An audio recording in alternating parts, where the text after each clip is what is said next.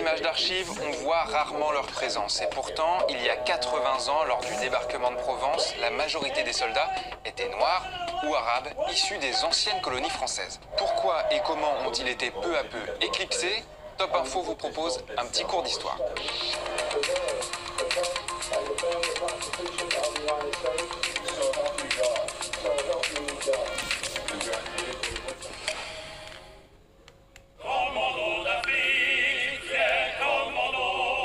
Ce 15 août 2024, on commémore les 80 ans du débarquement de Provence. Présents cette année aux côtés d'Emmanuel Macron, 11 pays africains venus rendre hommage à ces soldats dont l'objectif était d'ouvrir un deuxième front après le débarquement de Normandie. Il n'y aurait pas eu de victoire alliée sans la contribution des autres peuples, sans les étrangers, sans les Noirs et autres tirailleurs. En Normandie, quand les Alliés ont débarqué, les Américains, les Britanniques et les Canadiens étaient majoritaires. Là, en Provence, c'était pas le cas. 250 000 soldats faisaient partie de l'armée française et parmi eux, 80% venaient d'anciennes colonies d'Afrique. Ils n'étaient pas de la même confession. Ils n'étaient pas de la même condition. Ils étaient pourtant l'armée de la nation. Ces soldats africains ont été déterminants pour la réussite de cette opération et pourtant, la France a longtemps éclipsé leur histoire.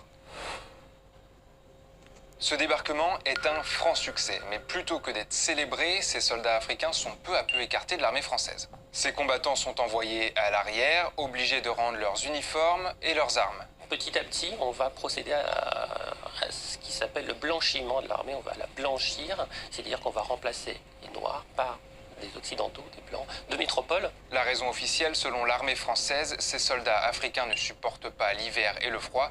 En réalité, l'état-major ne souhaite pas de Noirs et d'Arabes comme visage de la libération française. Dans les faits, l'idée qu'on doive la libération de territoires français à des hommes de couleur, ça ne plaît pas tellement en fait. C'est ça la vérité. Lorsque Paris est libéré en 1944, aucun soldat noir n'est présent pendant les défilés militaires, une discrimination qui est appelée un blanchiment de l'armée.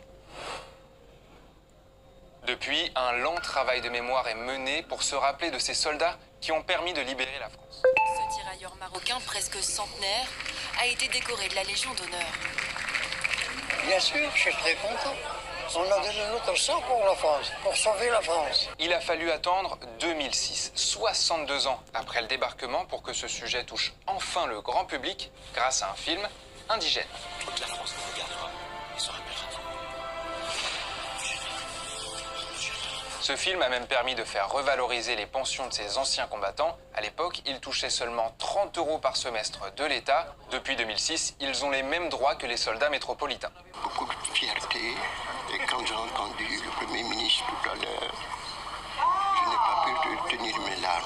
Il y a aussi désormais une volonté publique de rendre hommage à ces soldats, comme on peut le faire pour les résistants ou les autres anciens combattants. Je lance aujourd'hui un appel aux maires de France pour qu'ils fassent vivre, par le nom de nos rues et de nos places, par nos monuments et nos cérémonies, la mémoire de ces hommes qui rendent fiers toute l'Afrique. Une centaine de profils a été proposé et en 5 ans, seuls 5 noms ont été donnés. C'est clairement un échec. Alors ce matin, dans son discours, Emmanuel Macron a relancé son appel. Commando d'Afrique.